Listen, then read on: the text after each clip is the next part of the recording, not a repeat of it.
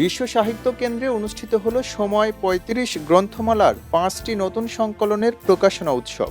সাহিত্যের নানান অনুভব, সম্পর্ক আর জীবনের গল্পকে ধারণ করা এই সংকলনগুলো পাঠকের হাতে তুলে দিতে আয়োজন করা হয় বর্ণাঢ্য এই অনুষ্ঠান। এই প্রকাশনা উৎসবে যে ৫টি সংকলন প্রকাশিত হয়েছে সেগুলো হলো মোস্তফা কামাল সম্পাদিত তারুণ্য, আনিসুল হক সম্পাদিত আমার মা আমার বাবা, স্নিগ্ধা বাউল সম্পাদিত আমি নারী আমি পেশাজীবী, মেরিনা ইয়াসমিন সম্পাদিত আমার সন্তান আমার স্বপ্ন এবং ইফতেখারুল ইসলাম সম্পাদিত প্রিয় বন্ধু আমার।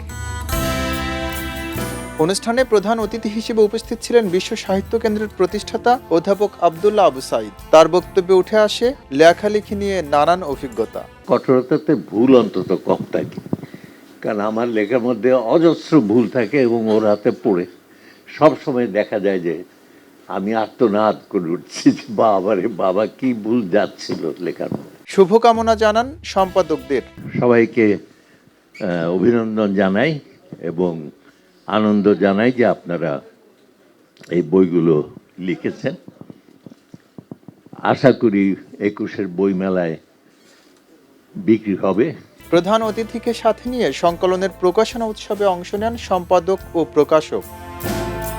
পরে প্রধান অতিথি অধ্যাপক আব্দুল্লাহ আবু সাঈদ সম্পাদকদের হাতে বই তুলে দেন। একজন প্রকাশনা সংস্থার এরকম একজন সৃজনশীল মানুষ আমরা পেয়েছি, যে কারণে আমরা দেখি প্রতি বছরই তারুণ্যের জয় গান ফরিদ ভাই করেন। প্রতি বছরই তরুণদের বই তার বেশি থাকে, এটা একটা বিশেষ দিক। এবং অনেক লেখক উঠে এসছেন তার এই ৩৫ বছরে, তার মধ্যে অনেক নামি দামি লেখকও আছেন। কখনো কখনো এমন হয়েছে যে আমি আসলে লেখাগুলো পড়ে কেঁদেছি, আমার হৃদয় ছুঁয়েছে, আমার মন ছুঁয়েছে, কখনো কখনো আমার শরীরও ছুঁয়ে গেছে।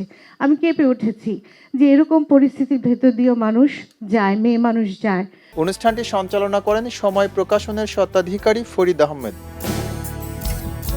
উৎসবের এক পর্যায়ে সম্পাদকরা লেখকদের হাতে তুলে দেন প্রকাশিত নতুন বই।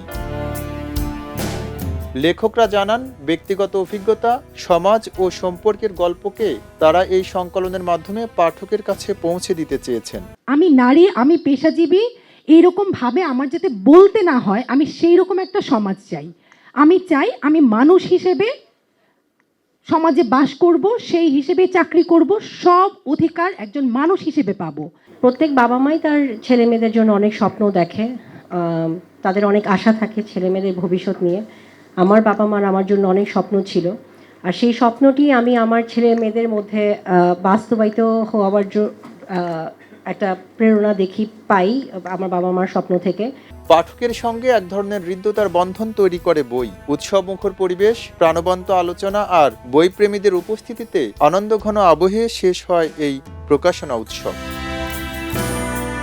এম রহমান, খবরের কাগজ, ঢাকা। খবরের কাগজ, নিখাত, নির্ভীক, নিরপেক্ষ।